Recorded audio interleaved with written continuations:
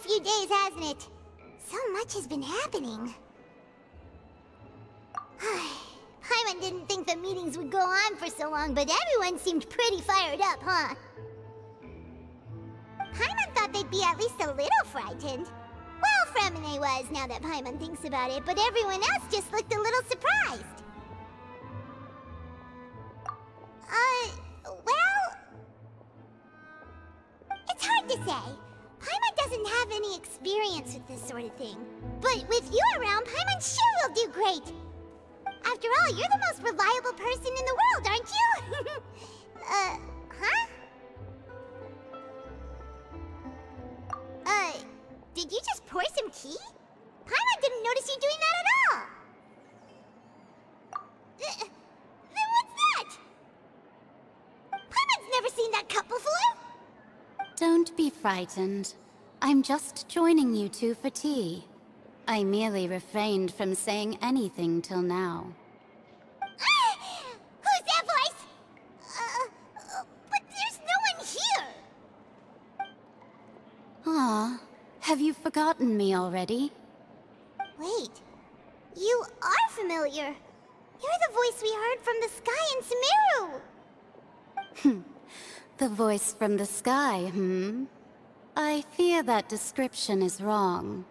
Though, not completely wrong. You're feeling lost now, just as you were feeling previously. I sensed that confusion and thus came to you. Guiding people is an irresistible hobby of mine, after all. Consider me a passerby, just accepting a commission from my friend's disciple on a whim.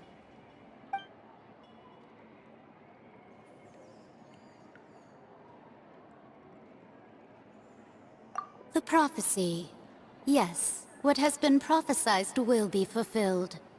You may view such things as the history of the future. What?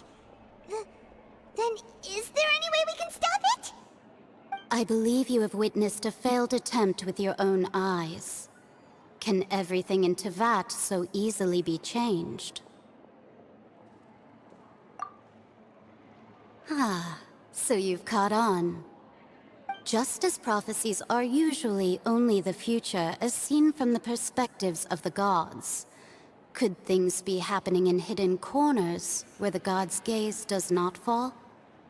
Are the things that you shall see different from the fate that the gods perceive?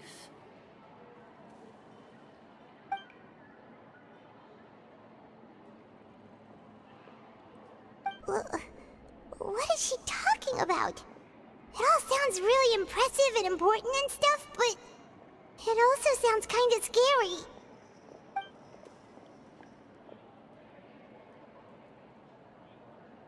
I believe that you understand, right? Some things are insignificant, but others you must reach out to change. Ultimately, fate shall serve as your only guide, no matter what will happen in Teyvat's future. All you need to do is to play your part. This was good tea, by the way. Thank you for your hospitality. Well, that'll be all for today. The voice. It's gone.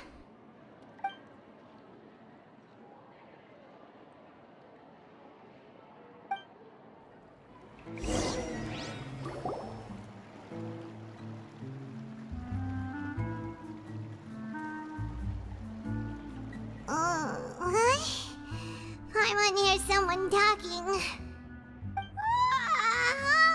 All right, coming. Hey, it's you who's getting lazy, okay? Well, I see I've walked in on some lively banter. Ona! Fine, just fine. I went to take part in that Steambird panel. It turned out to be more interesting than I expected. Not all Fontanians are pessimistic about this.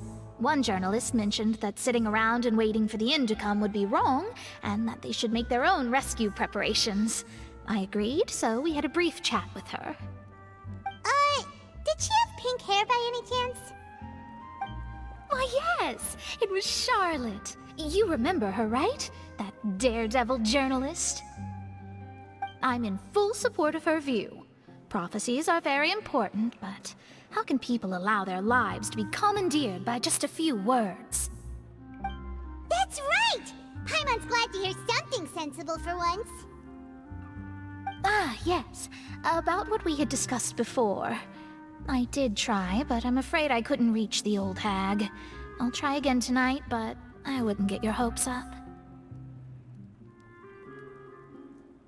Huh?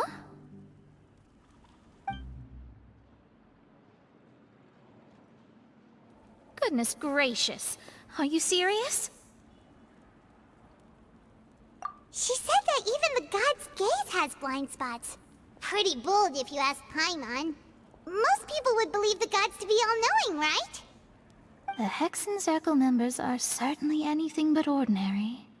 As for the mage named N, the old hag has mentioned her a few times.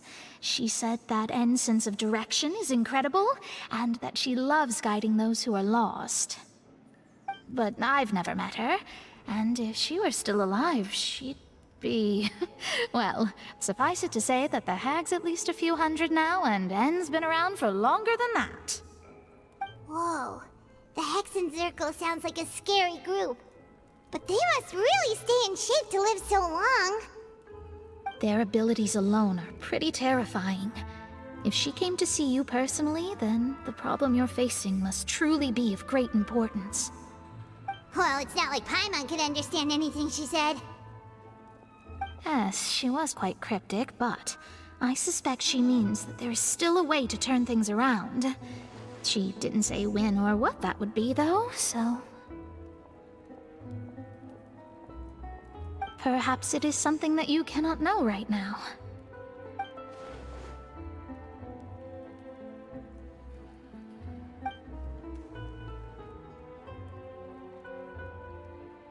Traveler, Paimon, are you two all right?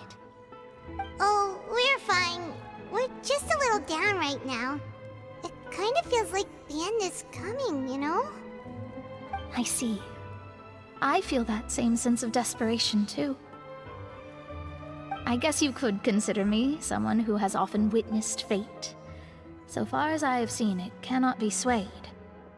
But even so, I still hope for, and believe in, miracles. Astrology is eternal and rational, but fate may not be. It is cruel, but it can also be beautiful. Perhaps that's what En was trying to tell you. Not to lose heart, and to believe that what you are seeing playing out before you is not yet set in stone. I did originally think of steering clear of all this, but I couldn't. Even if this is all futile, I still wish to help everyone. If we don't struggle to the last, then how can we face the end when it comes? Huh. You do have a point. There I go, talking about astrological principles again. Sorry about that. The moment I start talking about work-related stuff... I need to get going. It was worth trying to comfort you, even if only a little. I believe that you'll help those who are struggling in the same way I did. I suppose that might be why we always seem to meet by coincidence. Paimon feels kinda moved by what Mona said. But also kinda sad, too. Hey, Traveler. Paimon suddenly feels like going outside for a walk. Let's go. Let's walk around the city, shall we? There's a few spots we always like to walk by. Huh? Our names are written in this newspaper. What's going on? Let Paimon see! The underwater stronghold, the Fortress of Meripede, has continued in its noble autonomy, but that does not mean that others cannot interact with it. My recent attempts to enter the fortress bore little fruit. Huh. Guess Charlotte still hasn't given up on that.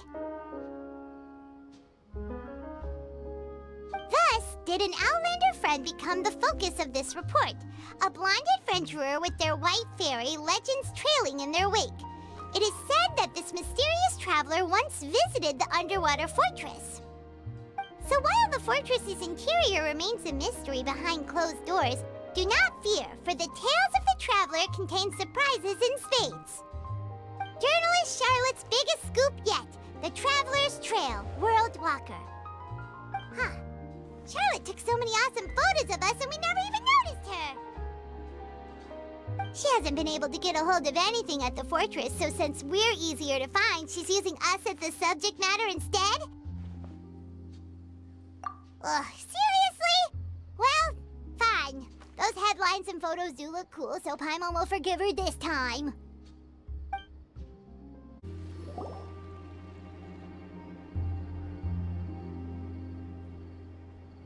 We're here! Paimon's hungry. Should we go in and get something to eat?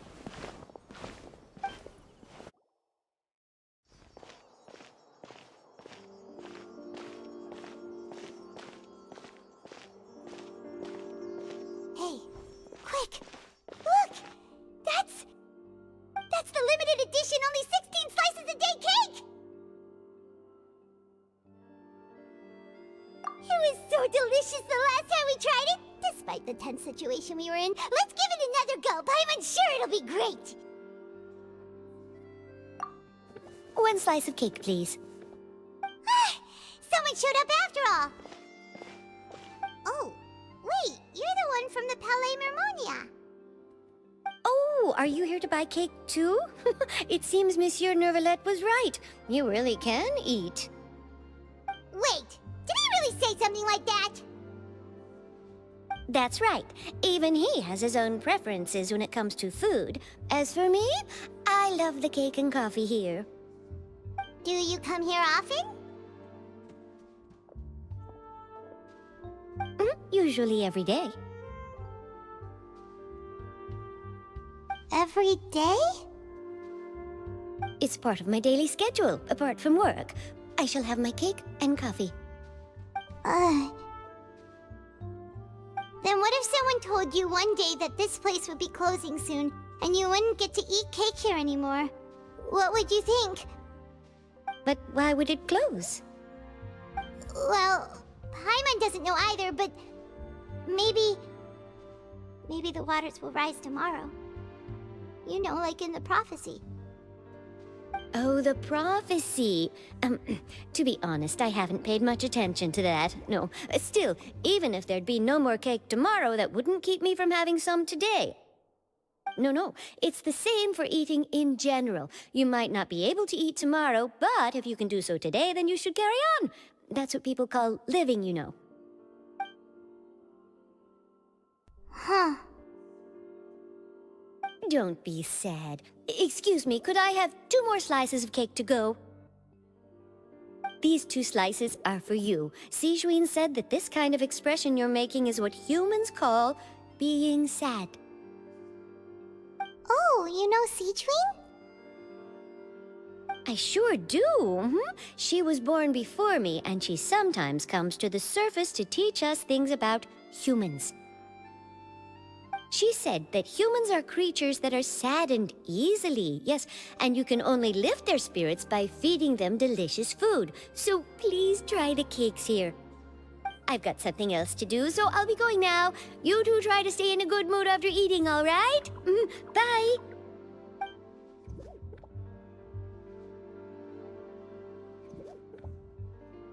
And there she goes. All right, let's dig in. I'm sure this cake will be delicious.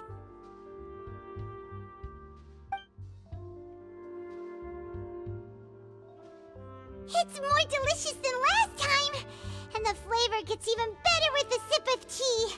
It sure would be nice if we could come again tomorrow. Sure would be nice if we could always eat delicious food here. Oh, we're near the Steambird office. Let's go look for Charlotte and have a chat.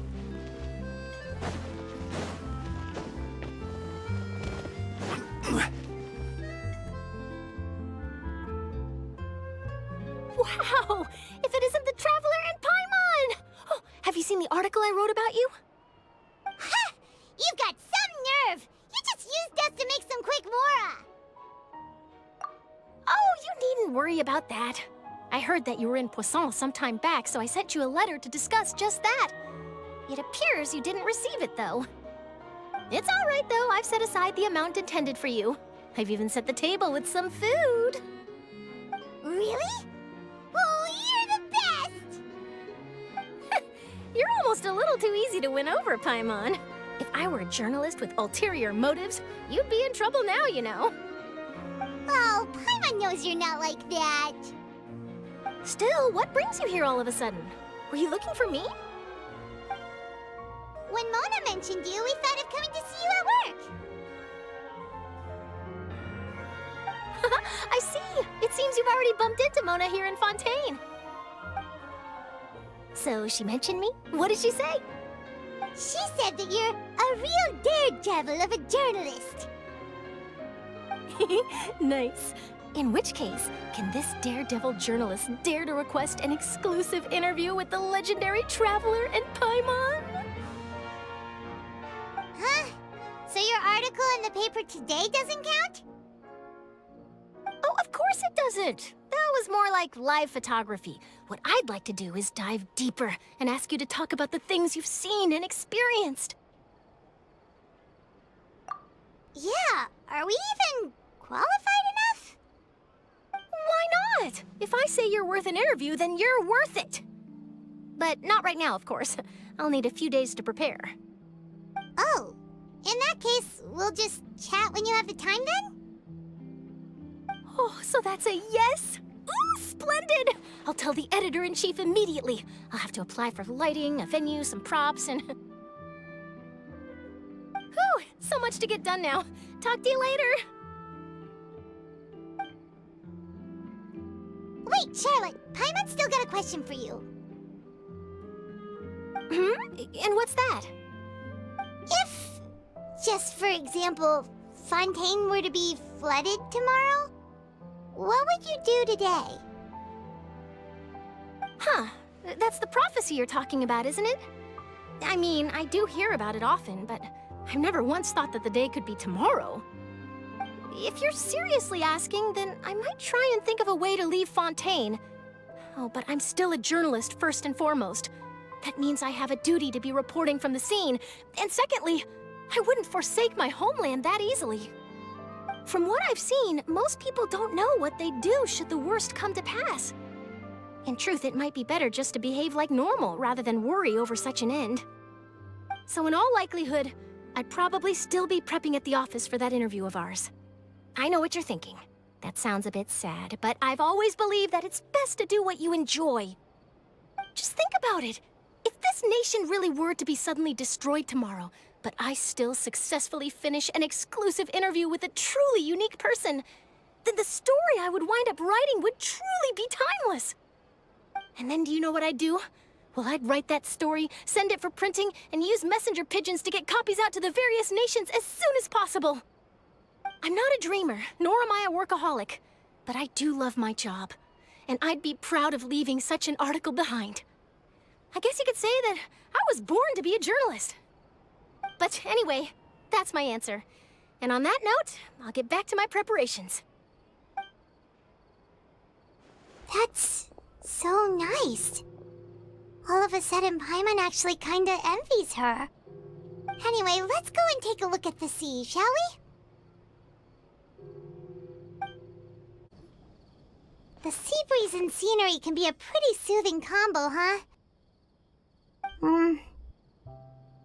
Paimon's been thinking. If it wasn't Fontaine, but all of Tevat that would be destroyed tomorrow, where would we go and what would we do? No, Paimon should ask, if you could choose, what would you like to do?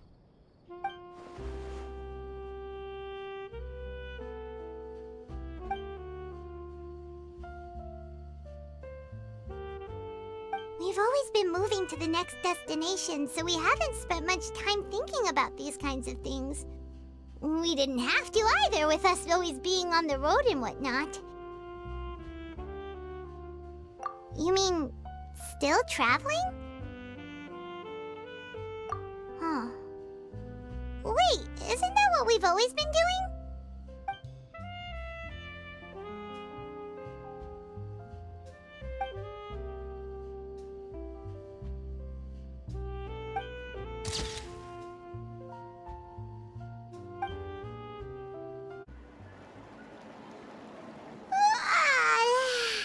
Feels like you'll grow mold if you stay here long enough.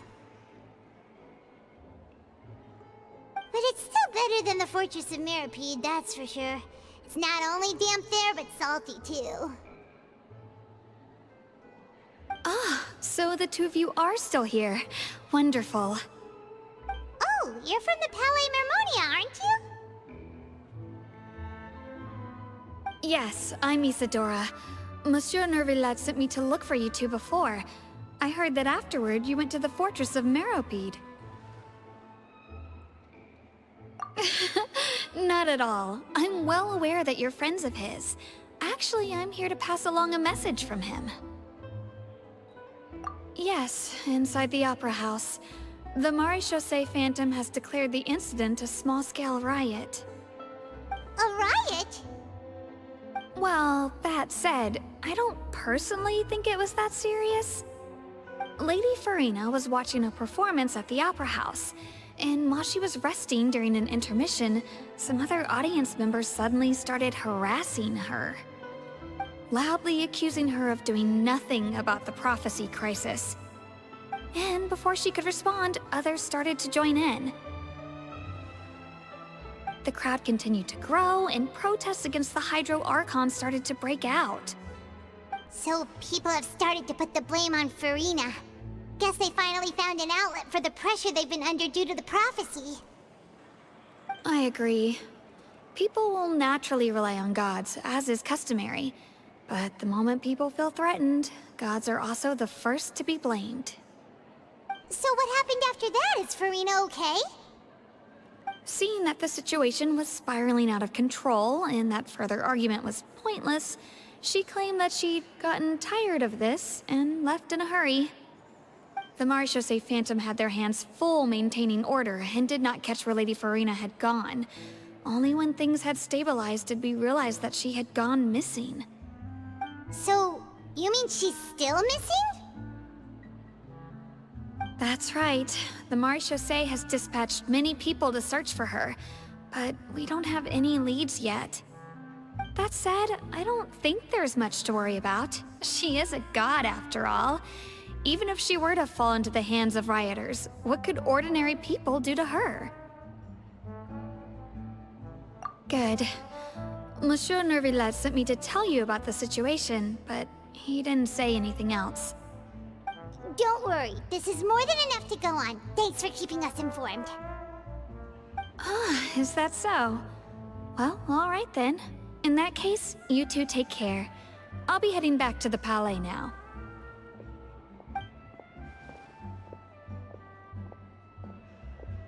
Well, sounds like we should hurry over to Poisson then. If we know Farina, she won't try to fix things in this situation. Instead, she'll look for a place to wait out the heat. And, as we also know, she may be loud and dramatic, but she doesn't have a heart of stone. When Nervillat was talking to her in the Palais Mermonia, and she heard about Poisson, she couldn't hide her sadness and remorse. It would be hard for her to ignore being accused by the public today. Paimon thinks Farina's probably taken the opportunity to slip away to Poisson and try to relieve the sense of guilt that she's feeling. Huh! Well, what do you think? Paimon knows the answer, of course, but Paimon can do the analysis to back it up, too. Cool, huh? In that case, there's not a moment to lose. Poisson, here we come! This place looks deserted. Guess all the survivors must have evacuated already. All that's left here are signs of devastation. Could Farina really be here? Let's try to find her as soon as possible.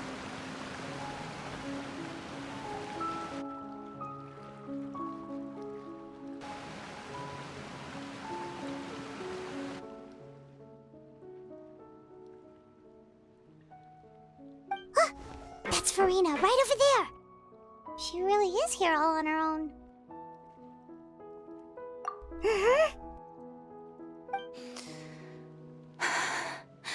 Should I just give up? This is all meaningless. What was meant to happen did happen after all. Everyone's dead. I'm sorry. I'm so sorry. Give up, Farina. There's no point in holding out. I'm sorry. But what can I even do other than to repeat meaningless apologies over and over? Who's that? Don't worry, Farina, it's just us.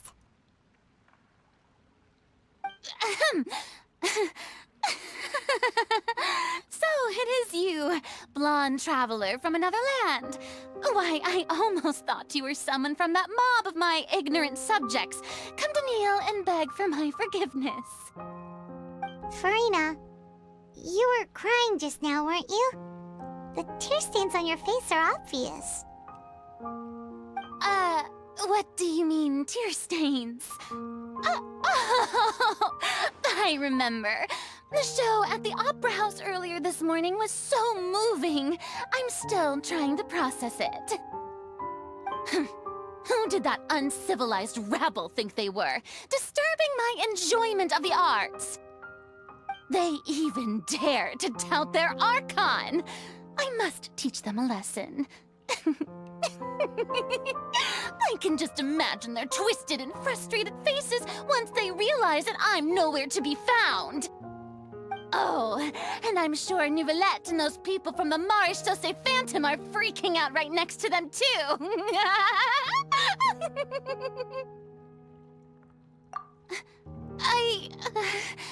Of course not.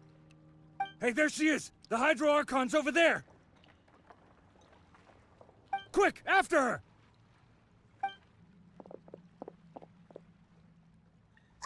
Farina, those people seem to be after you. They are? They're just some rabid fans who want to cut the line because they haven't been able to meet me in person, aren't they?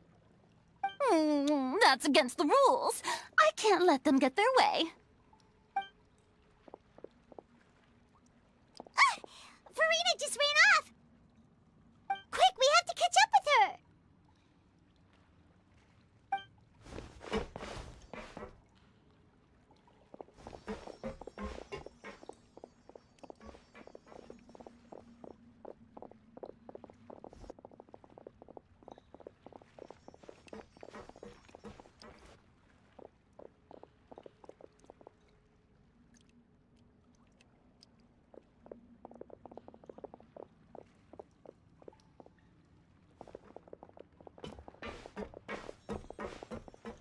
This should be the place, right?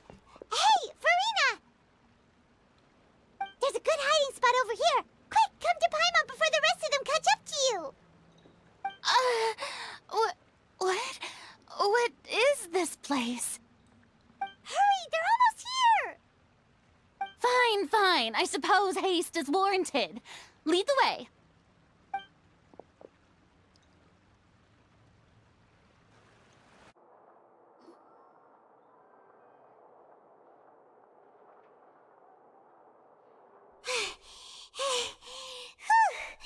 Paimon's exhausted.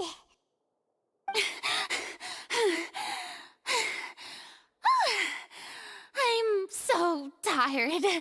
I totally thought they had caught me. No, I mean, I merely gave in to the sheer enthusiasm they displayed.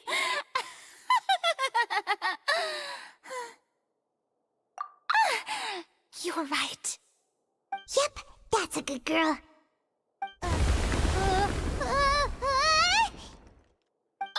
What's happening? The ground's shaking. Is it an earthquake? Yeah, a quake of this kind preceded the flooding in Poisson, didn't it? It can't be. It's happening again. Well, there's no need to worry too much about that. Novelette's made some emergency plans, so the evacuation should go a lot smoother this time.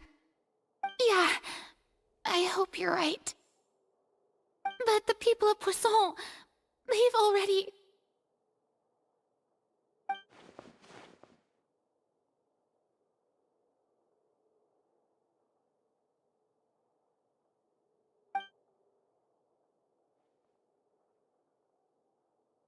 It's true.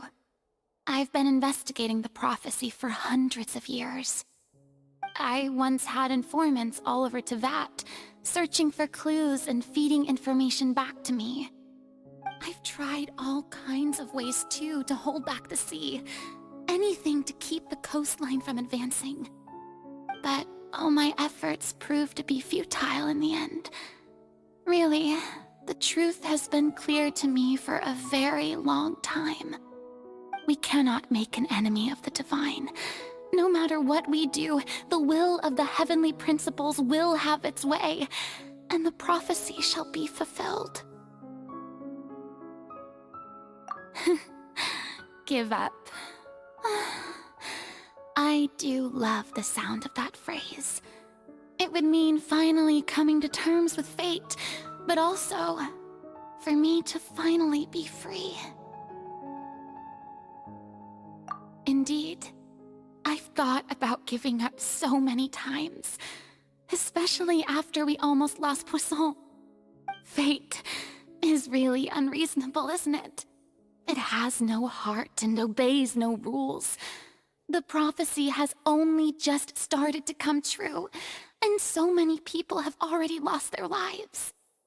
But just now, it all became clear to me.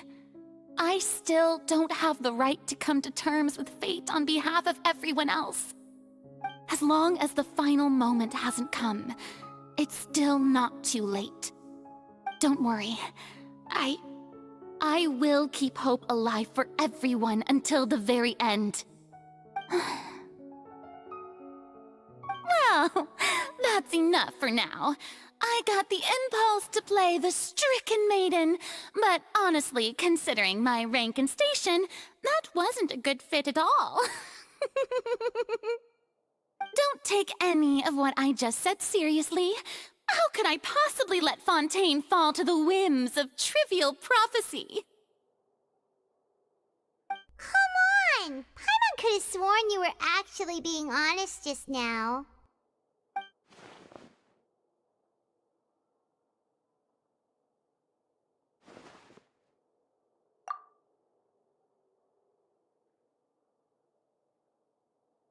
Share my burden. That's impossible. It was fated right from the start that this would be my duty alone.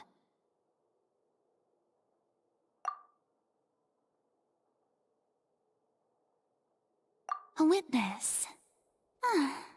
Yes, I've heard that you came to Tevat from beyond the stars, yes. In other words, you never belonged here. And if Tevat is, in its entirety, a show on a stage, then you're just a spectator, aren't you? If that's the case...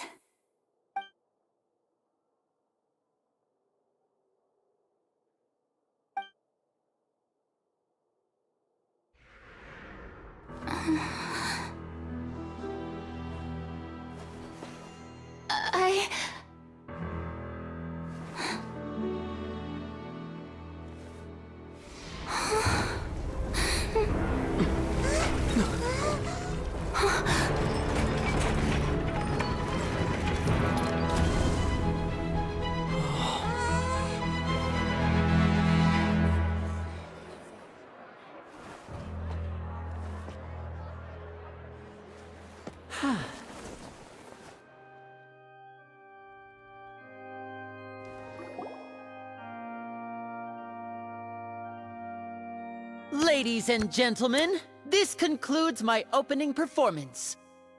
Now, without further ado, we may proceed to the trial of our god. So, this is what it is. Yes, you deserve praise for the effort you took to raise the dramatic stakes. Do not forget, however, that I am Focalor, the god of justice, the embodiment of justice itself. Does it not strike you as even the least bit absurd to bring the very concept of justice to trial? May I interpret these words as your refusal to stand trial? In that case, you will have the opportunity to defend your honor through a duel. You would draw your blade against a god?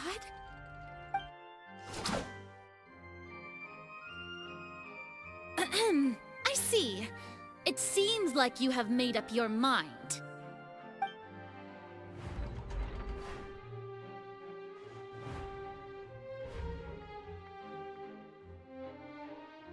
Paimon can't believe it.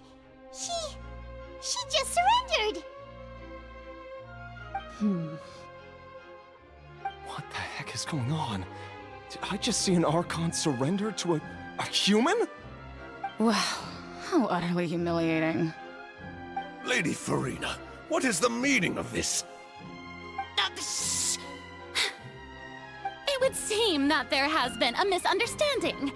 To be clear, the raising of both hands is not always an indication of surrender. Looking for excuses again, huh? I raised my hands just now to indicate my acceptance of the trial. No duel shall be necessary. I will admit that I've been running away for a long time. I'm sorry, everyone. I was unable to protect the people of Poisson. It is my duty to stand trial for my crimes. You are not the only ones to be disappointed in me. I, too, am exceedingly disappointed in myself. But now, it is time for the Hydro Archon to show you her courage and resolve.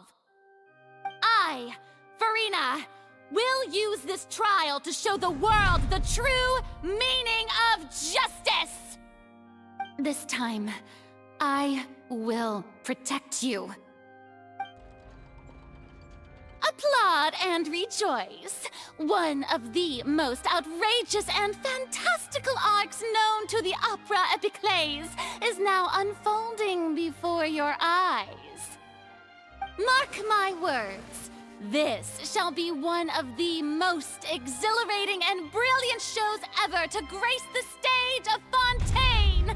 The trial of the Hydro Archon, Focalor, will now begin! Woohoo! Oh, now we're making history. Why does it feel like Farina just took over the whole thing? Like, come on! Didn't she just get forced to stand trial for her crimes? Also, even though she's still acting super dramatic, she is taking this seriously this time, right? All right, then. Who will be my opponent in this trial? The court asks the prosecutor to please take the stand. Is that so? Very well. Then please speak, witness of Tivat, my accuser and fated opponent.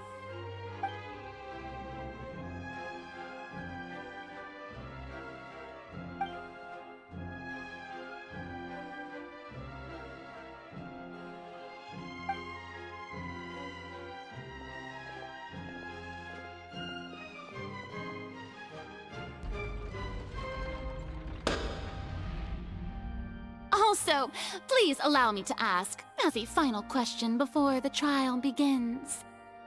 Just how much work did you do to force me onto this stage? Well, we did do a lot of prep after the meeting that day.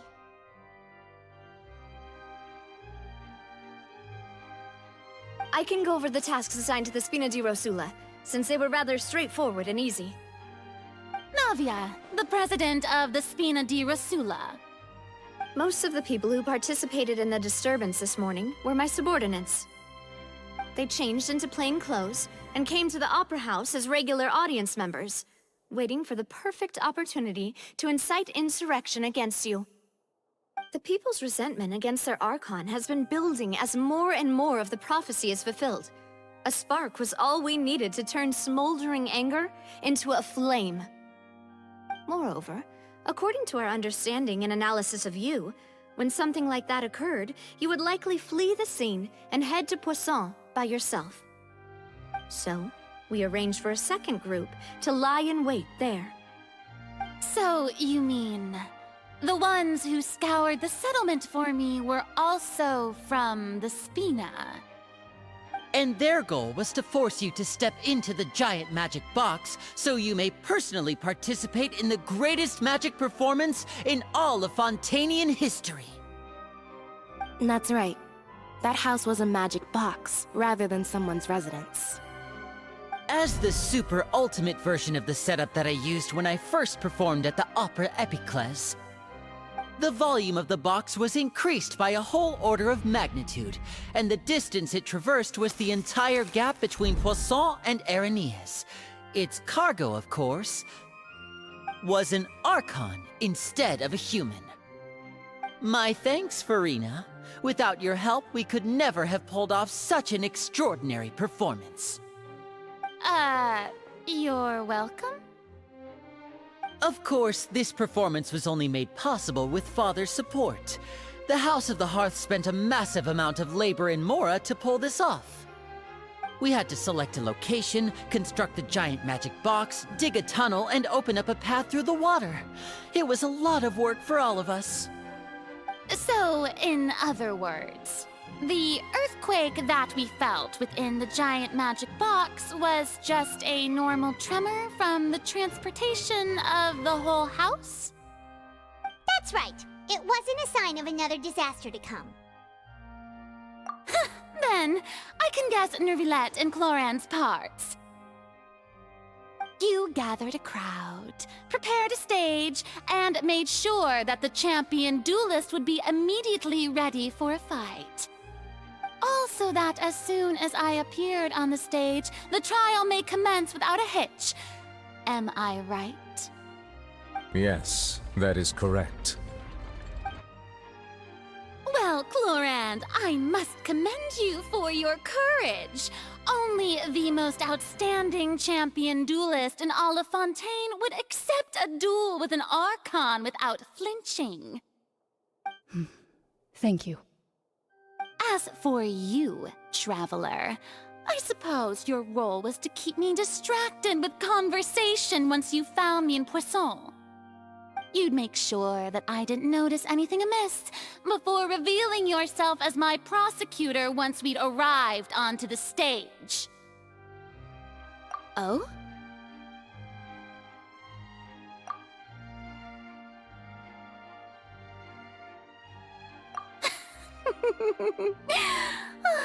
Is that so? Then I suppose I must have missed my final chance.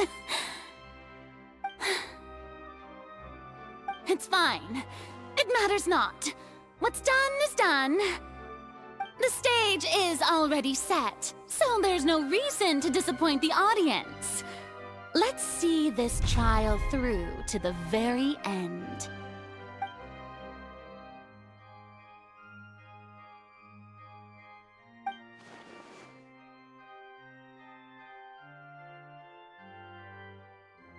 Sir Prosecutor, please allow me to pass this along. This is a document that Miss Charlotte applied for and received permission to share with you during the trial. According to her, it should speed up the proceedings. Huh? Charlotte wanted to give us something? Oh, so she's here too! Hey, Charlotte! Oh, let Paimon see. Isn't this the exclusive interview that she did with us before? So she's already finished it, huh? Wait, then that means this document is a perfect timeline of everything that's happened ever since we stepped foot in Fontaine! So in other words, we can refer to this anthology of evidence every time we want to use something from our journey as evidence for an argument! Let's quickly confirm the information in it. Just think of it as a refresher, alright? You defeated the Hydro Archon in the very first duel you took part in at the Opera House. That's one for the history books, all right. I didn't think that you'd wind up getting to the bottom of the case I'd been following all this time. I guess you could also see this as a happy coincidence. This is the first time Monsieur Neuvillette had a difference of opinion with the Oratrice. Even the Hydro Archon can't figure it out. A Fatui Harbinger. She's an extraordinary person. Her instinct must mean something. The fortress of Meripede was almost destroyed in a single day. That I didn't witness that scene personally will always be a source of professional regret, I think. According to Monsieur Neuvillette, both Child and that whale should have been in the Primordial Sea at that time. I nearly lost my awesome friend Navia. To be honest, that still gives me shivers. The words of someone as extraordinary as a witch can probably only be truly understood when something surreal happens to you.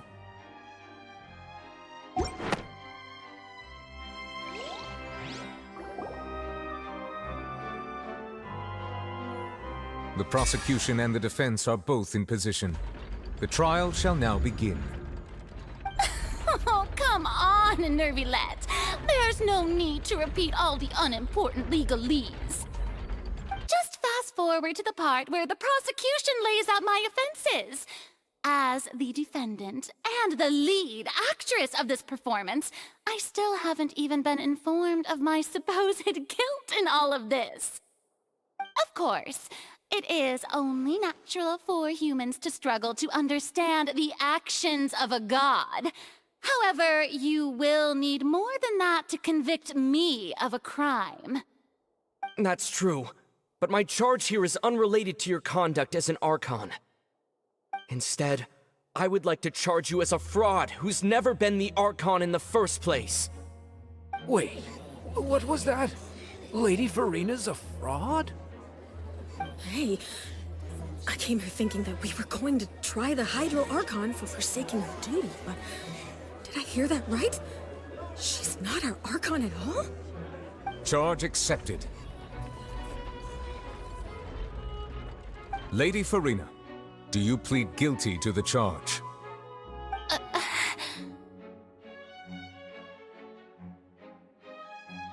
Lady Farina. I plead not guilty. How can I be guilty? There is no way that I, Focalor, otherwise known as Farina de Fontaine, a member of the Seven and the Regina of all waters, kindreds, peoples, and laws of Fontaine, could be anything other than your true Archon. Yeah, even though Lady Farina can be rather eccentric, isn't it going too far to doubt her very identity? Yeah, I've never questioned her identity either. Sure, Lady Farina can be super irresponsible, but what grounds does that prosecutor have to make such a huge claim? I have cause to believe that common sense will prevail in this case.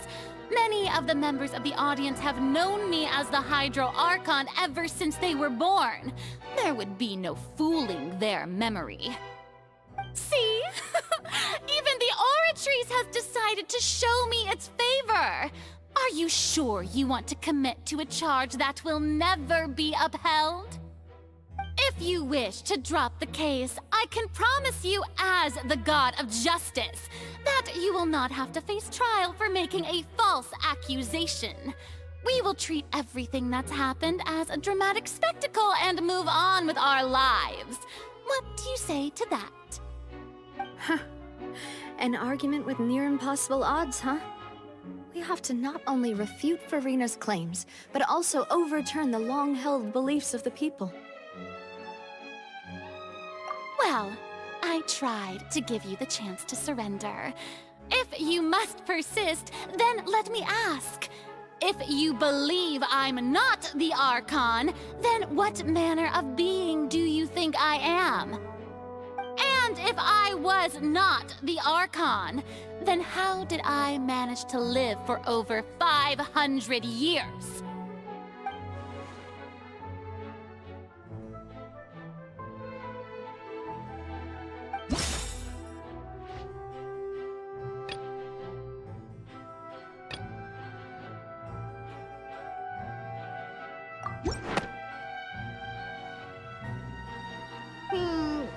doesn't sound right. Paimon doesn't think this clue can be used as compelling evidence to build our case.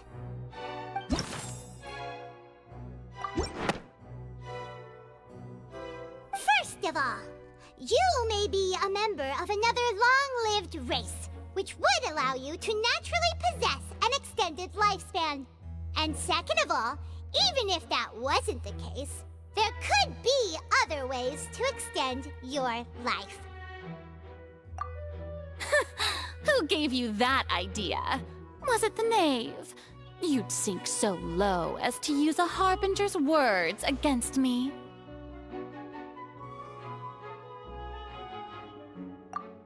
A curse? I once thought it possible that the aura of an Archon might naturally resemble a type of curse. But in light of this claim, perhaps what I sensed was not your divinity, but a curse after all. You sensed it too, huh, Neverlet? Lady Farina is actually a human? Well, it is true that it's extremely difficult to tell humans and gods apart just by looking at them. It's not impossible.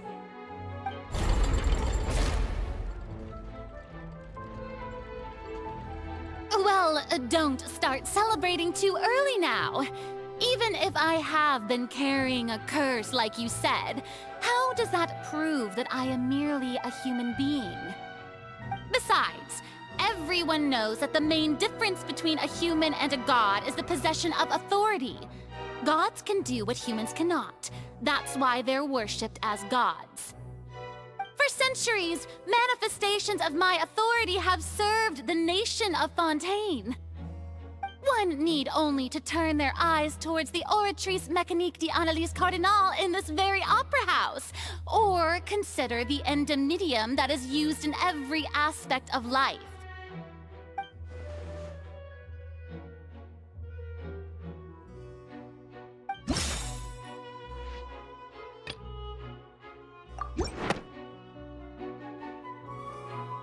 You tried to reference the Oratrice, but weren't you as confused as all the rest of us when the Oratrice declared Child to be guilty without any proof? Otherwise, you should have come up with a good explanation for that by now. Didn't I make myself clear at the time? The decisions of the gods are naturally difficult for humans to comprehend. There is no need to provide an explanation. Lady Farina, I believe a reminder of your current circumstances is in order. While the court is in session, the principles of justice and the law must come before all else. While you are an Archon, you are also first and foremost the defendant in this trial. You will prove yourself unable to defend against the prosecution's charges if you continue to withhold vital information against the rules of the court. I never thought you'd use that kind of rhetoric against me. That was no trick of rhetoric, Lady Farina. I've merely reiterated the rules of the court. Rules that all should respect and follow. So, you neither knew why Child was declared guilty, nor did you understand the structure and operations of the Oratrice. Instead of having been created by you, the manifestations of authority you mentioned have been made by the real Hydro Archon, haven't they? The real Hydro Archon? Well, now you're really losing me.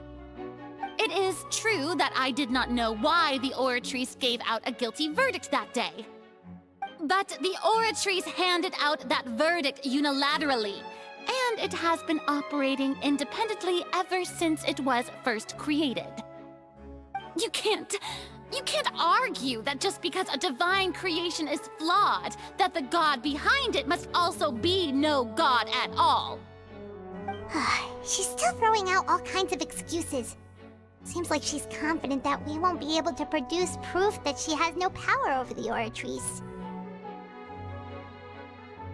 My power as an Archon. There are many ordinary citizens in the audience. How can I just carelessly demonstrate the formidable power of an Archon? If that poses a concern, I'm prepared to extend my protection to the audience. You You don't need to go that far.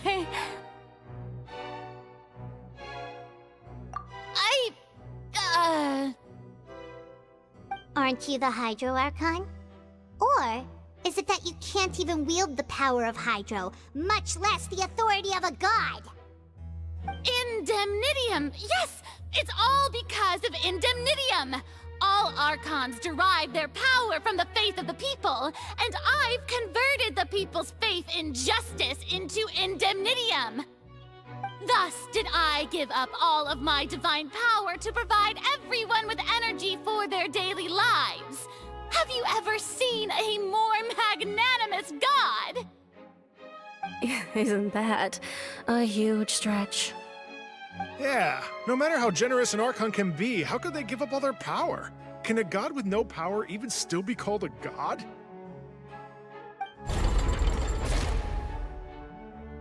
It seems like nobody's buying Furina's excuse. Hey, come now, everyone! Please don't stare at me as if I was a liar! I'm still the same Furina you knew, right? The one that you loved! Shouldn't you want to believe in me? Please? You've got to believe me! If what the prosecutor said is true, she really has committed a grave offense. Did she deceive all of us? And all of our parents and grandparents too? And all of our ancestors? Ever since they were born? Enough! That's enough! Tell me then, if I'm not the real Hydro Archon, then who is? If you have no evidence of another Hydro Archon's existence, nor can you find anyone who can back up their claim to be such, then what grounds have you to say that I'm not actually the real deal? Wow, she came up with yet another argument. How can we refute her now? Seems like she really doesn't want to give up.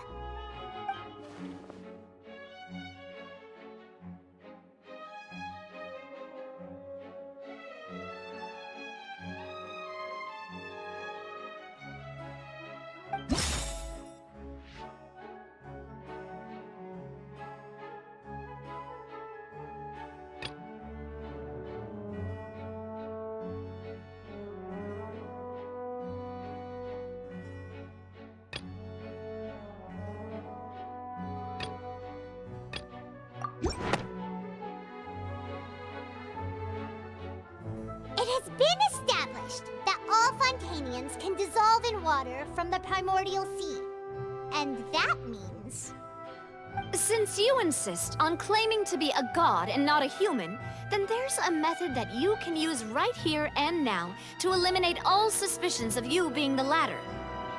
Miss Navia, please apply to serve as a temporary attorney for the prosecution before addressing the court. Though you act in partnership with the prosecutor, you must still adhere to proper procedure. Super sorry, Monsieur Chief Justice. I swear this really will be the last time that I'll speak out of turn. Now, I've brought some seawater from Poisson. As everyone knows, a massive flood struck the area not long ago, taking many lives, including those of some of my closest friends. So, Miss Furina, would you dare to touch some of this seawater? If we are to believe that you are indeed the real Hydro Archon, touching this seawater would have no effect on you. All it should do is strengthen your case. But if you don't dare to touch it, then we would have basically proved the reverse. Oh, and I must remind you that after the disaster at Poisson, nobody wants to see any more people dissolve. I do hope you'll act prudently and choose the simpler path of admitting guilt. Navia from the Spina di Rasula. The Spina has governed Poisson for many years. I guess her suggestion is valid. If Lady Furina is indeed just a human, she's probably Fontanian like all the rest of us. Would she really dare to try?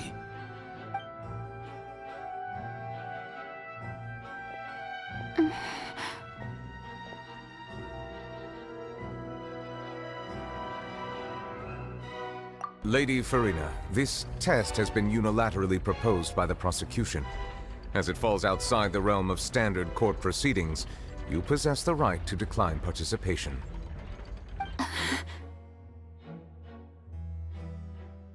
Well, of course he had to tell her that.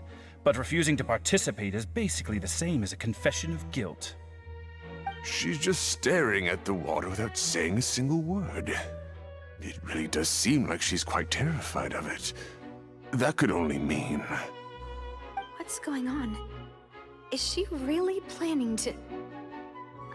That's not what we thought she would... Due to the inherent risk of the test, Lady Farina, you may... Hey!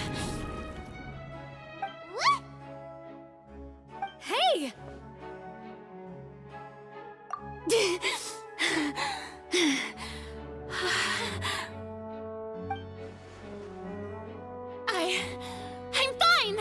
Look at me, everyone! My hand is still here! I haven't been dissolved!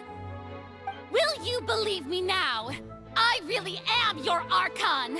I'm nothing like a normal human who would fall apart as soon as they touch this water! Really? Was this not the most obvious thing in the world? Miss Siegewin? If you're present, Miss Siegewin, please come forward and attend to the defendant. Siegewin? Don't be nervous. It'll just take a few seconds. Let me see. That should be enough. Please announce the results of your evaluation to the court, Miss Siegewin. As everyone doubtlessly saw, Miss Farina was displaying symptoms of hyperventilation and flushed skin.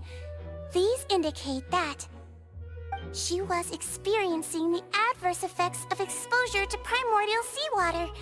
The extent to which she was affected is the same as other humans when exposed to primordial seawater of a similar concentration. Thank you, Miss Siegewin. Lady Farina, you may return to the defendant's stand. Oh, wait. What did she just say? I didn't get dissolved! Shouldn't that be enough to prove my innocence?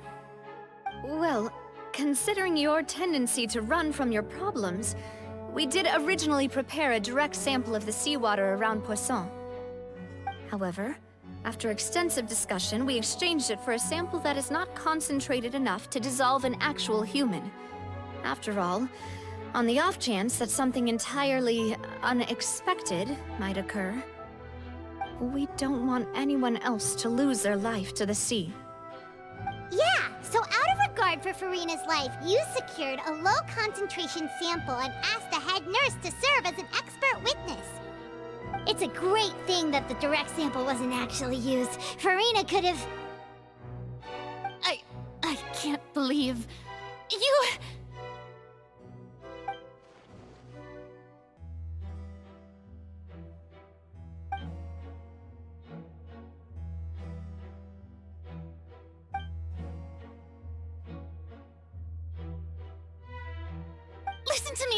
Listen to me, everyone! Please don't give me such cold and disdainful looks! What happened just now didn't prove a single thing! Think about it! How can you conclusively prove that an Archon can't also be affected by the primordial seawater? Also, if I was really just a human, why would I dare to just put my hand in that kind of water?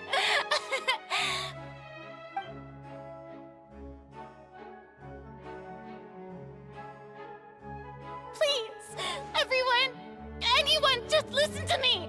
I swear, I really am your Archon!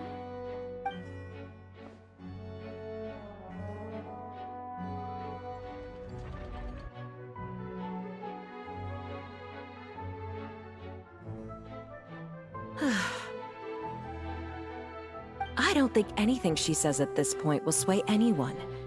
The odds are just too stacked against her now. With all the things that have been said, Paimon doesn't think there's any way left for Farina to win. I believe the time for arguments and presentation of evidence has come to an end. If there are no objections, we will move on to the final judgment.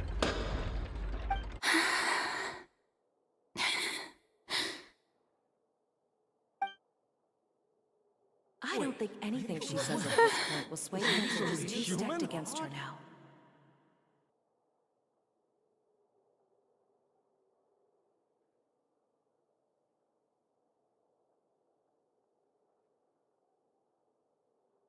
In my capacity as Chief Justice, I shall now render judgment on Farina's misrepresentation of herself as the Archon of Fontaine. As a human who knowingly deceived her fellow citizens, Farina is guilty.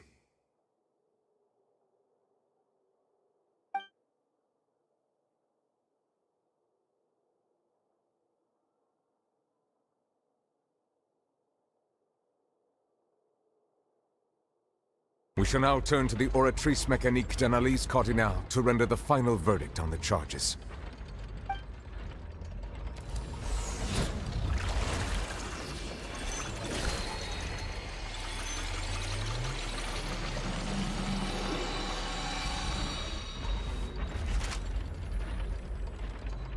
According to the judgment of the Oratrice Mécanique d'Analyse Cardinale, Farina is... Well, what's wrong? What's the Oratrice's verdict? No, the Oratrice also displays a guilty verdict. Isn't that correct then? However, the exact wording of the verdict is thus: the Hydro Archon, guilty, to be punished via the death sentence. The death sentence? That's actually one of the available sentences? I've always thought that it was just a myth. The one and only time the death sentence has been handed out at the court, and it's been given to the very person we've worshipped as the god of justice? What an unexpected twist. Farina's been sentenced to death by the Oratrice? We just wanted to use the trial to show her the seriousness of things so she'd tell us the truth. How did things escalate this quickly? This outcome is indeed quite strange.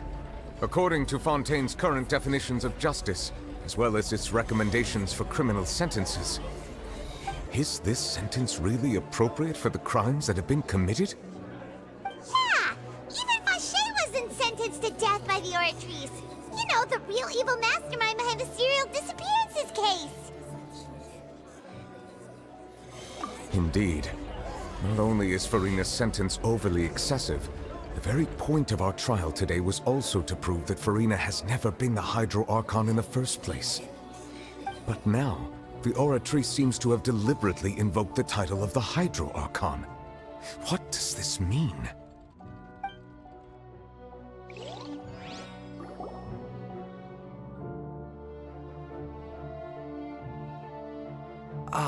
Excuse me, if I may interrupt. Is the trial still going? Fremine! Oh, you finally made it. I assume this means you've completed your mission? Mm-hmm. Any mission Father assigns to me will always be top priority.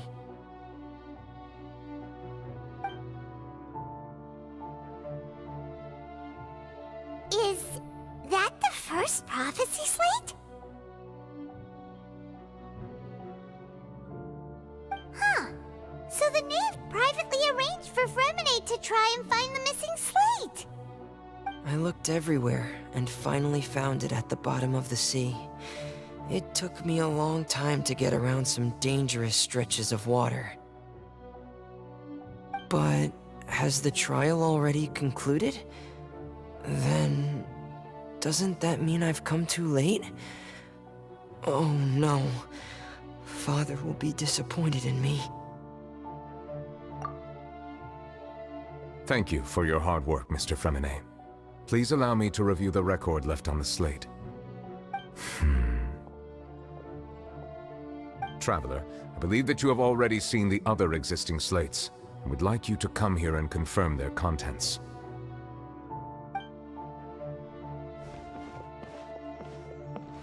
Huh?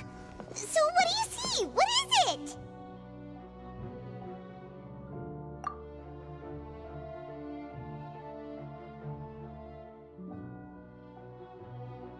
I believe I've now made sense of the Hydro Archon's crime. It has to do with Fontaine's lost history. Huh? Isn't the Hydro Archon just guilty of deceiving her people? Oh, wait, no, that's Farina, and we've already proven that she's not the Hydro Archon. So when you say Hydro Archon, do you mean the real Hydro Archon we've been kinda talking about? In truth, everything that you've encountered in Fontaine up until this point can be traced back to the contents of these stone slates. However, I'm uncertain as to how much sense they currently make to you. Okay, let's try to recall the contents of the other 3 stone slates. Paimon will do her best to help you remember.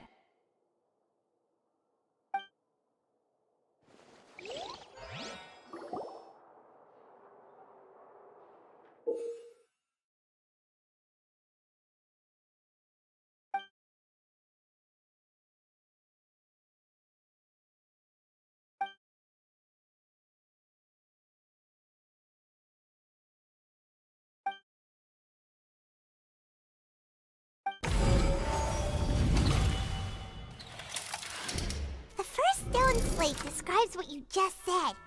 It seems to show the previous Hydro Archon using her divine power, and then the Oceanids turn into humans. Does that mean that Fontanians are transformed Oceanids? Oh, Paimon wasn't expecting that. But if Oceanids can turn into humans, then perhaps this process can be reversed as well. The second stone slate shows Celestia floating in the sky, and the Hydro Archon and her people worshipping it together. But the heavens still brought judgment down upon them. This must be the point when the Hydro Archon and the Fontanians were branded with their original sin. Does this mean that the original sin and the Hydro Archon sin are the same thing? The third slate shows the Hydro Archon sinking into the sea surrounded by many people. That reminds Paimon, didn't we also watch that happen to someone else? Well, the fourth slate is the prophecy the Fontanians have been talking about. People dissolving into the sea, the Hydro Archon crying on her throne, and so on. We didn't believe that such a crazy disaster could happen at first, did we? But after that incident, it was just a question of when and not if.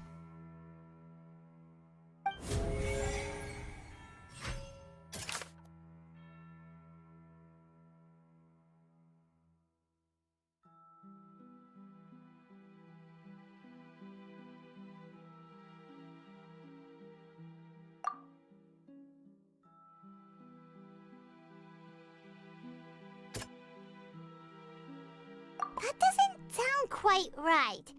Let's think about this some more.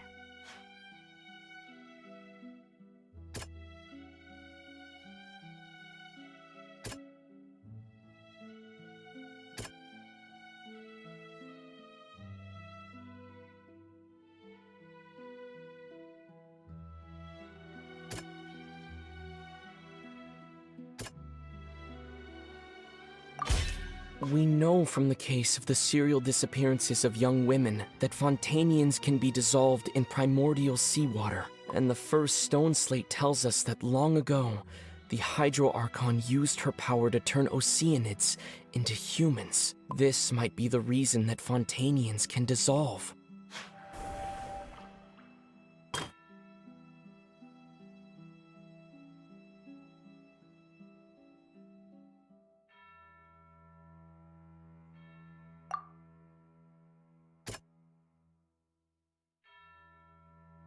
That doesn't sound quite right. Let's think about this some more.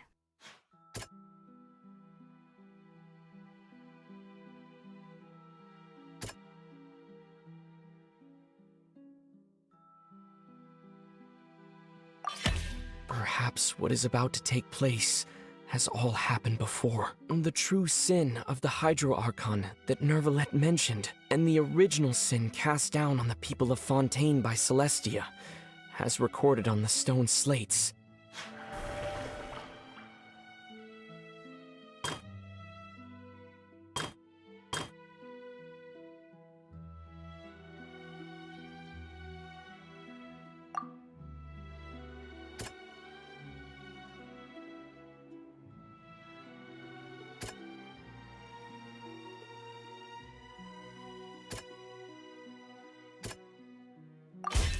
It's not as simple as falling into the sea. When Navia fell into the sea, her consciousness was subjected to judgment. The stone slates show the people gathered around the Hydro Archon in the sea.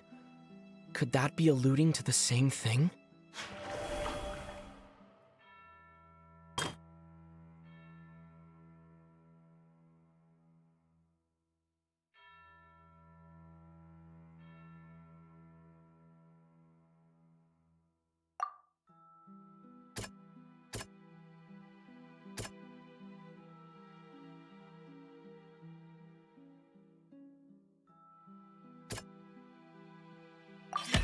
The prophecy from the stone slates found its way into society, but not many people believed it at first. The fortress of Meropide was nearly flooded with primordial seawater, which we know can cause Fontanians to dissolve. It seems increasingly likely that the prophecy may come true. If we hadn't dealt with it in time, things could have gone very badly. They'll dissolve into the primordial sea but won't cease to exist. Their essence will flow in the seawater, converge, and take the form of an Oceanid.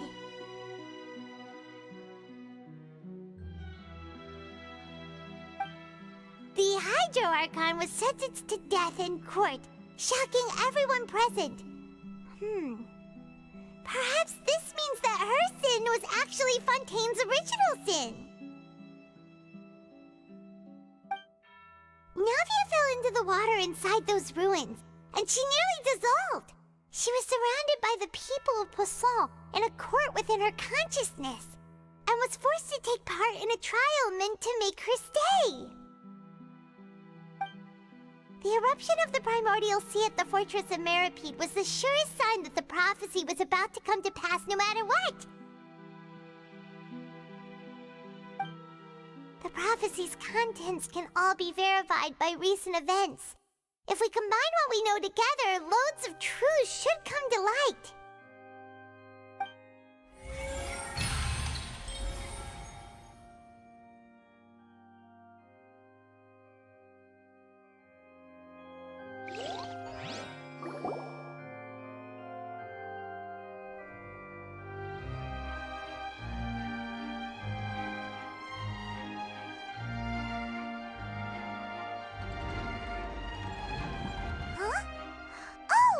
Gets it now, so that's how you can make sense of it. But then it feels like we're going to have to share some truly shocking revelations. Let's hear them.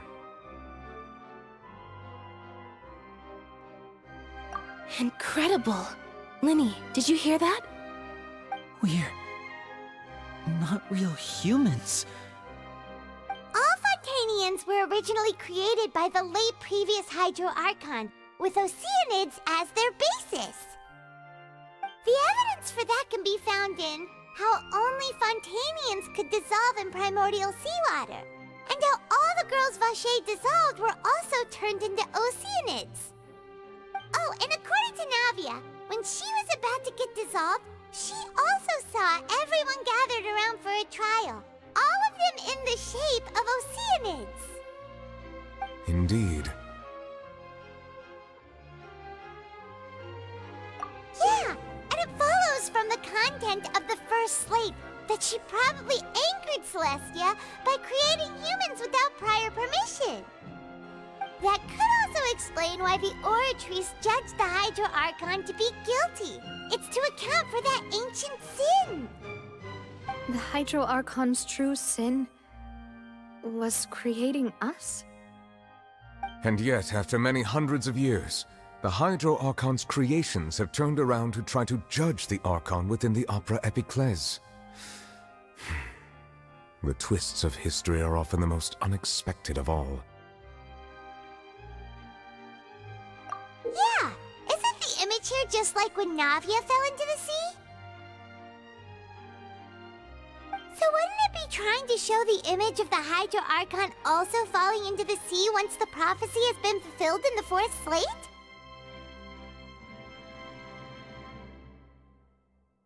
In the end, the people will all be dissolved into the waters, and only the Hydro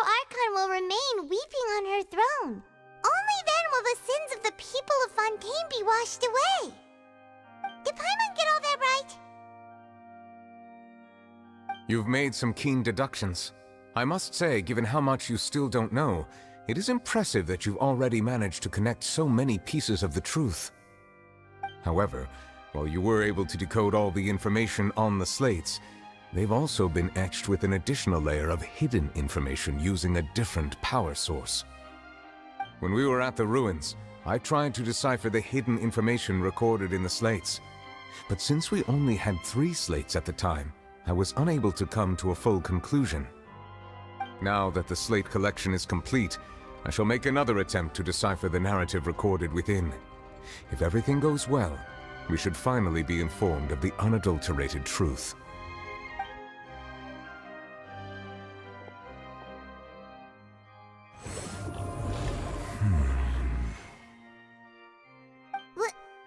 Well?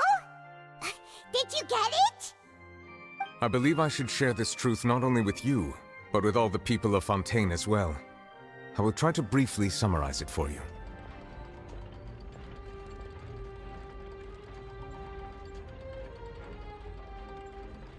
Your hypotheses regarding the origin of Fontainians and the sin of the Hydro Archon were both correct. In the Fontaine of old, the previous Hydro Archon sensed the yearning of her Oceanid familiars for life on land.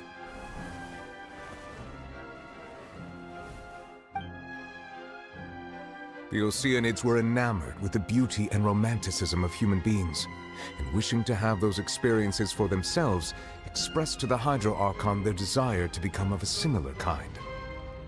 However, even though water as an element is intricately linked with the power of life, the Hydro Archon, as one of the 7, did not possess the authority to create a new form of human life.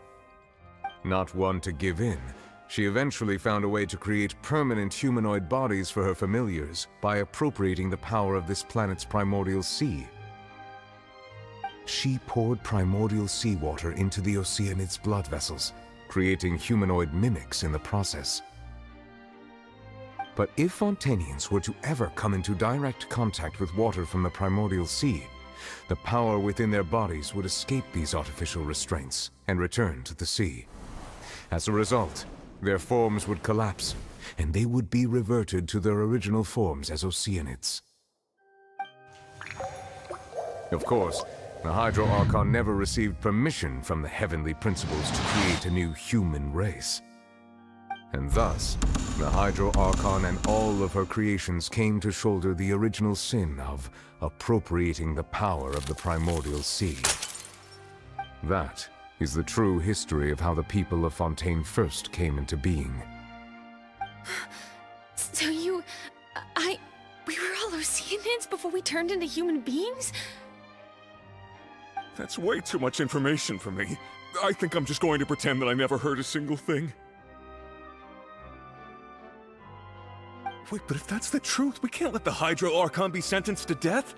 After all, her only sin was creating us. This really might be too much information for your regular Fontainian, but it does answer a lot of our questions. Alas, your hypothesis regarding the 3rd and 4th stone slates was inaccurate.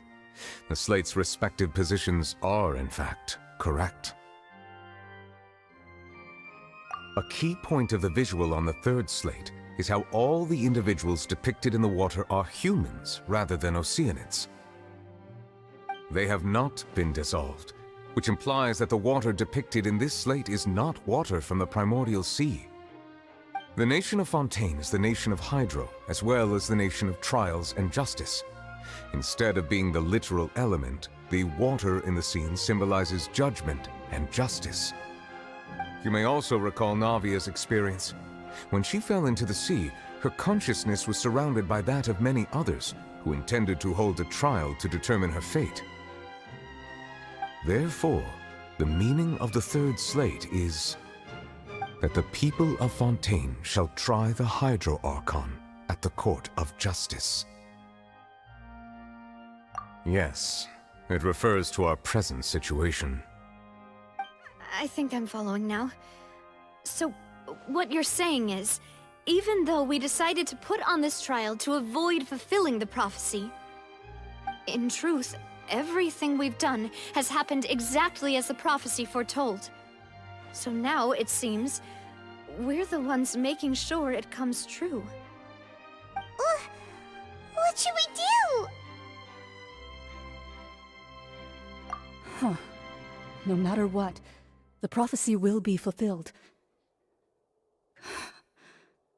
Is this what it feels like to be a prisoner of fate? If that's the case, does that mean the scene in the fourth slate will also be fulfilled soon? Traveler, I would like to point out another small fallacy in your deductions. About the fourth slate, you probably thought that the eruption of primordial seawater beneath the fortress of Meripede served as the surest sign that the prophecy was about to come to pass, yes? However, I believe that rather than being a sure sign, that eruption could in fact only be a small warning of something far worse to come. As for the root cause of the catastrophe, I believe you've already encountered it once before.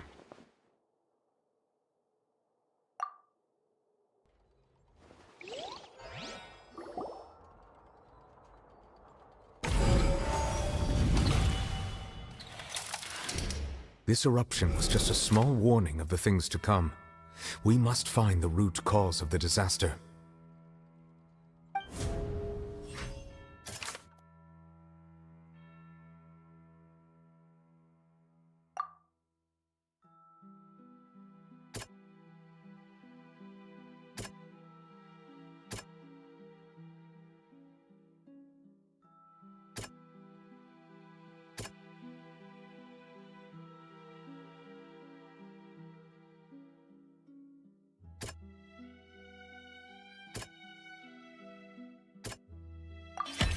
It was both dream and reality. If we're talking about a true culprit, that could only be that thing inside the primordial sea, right?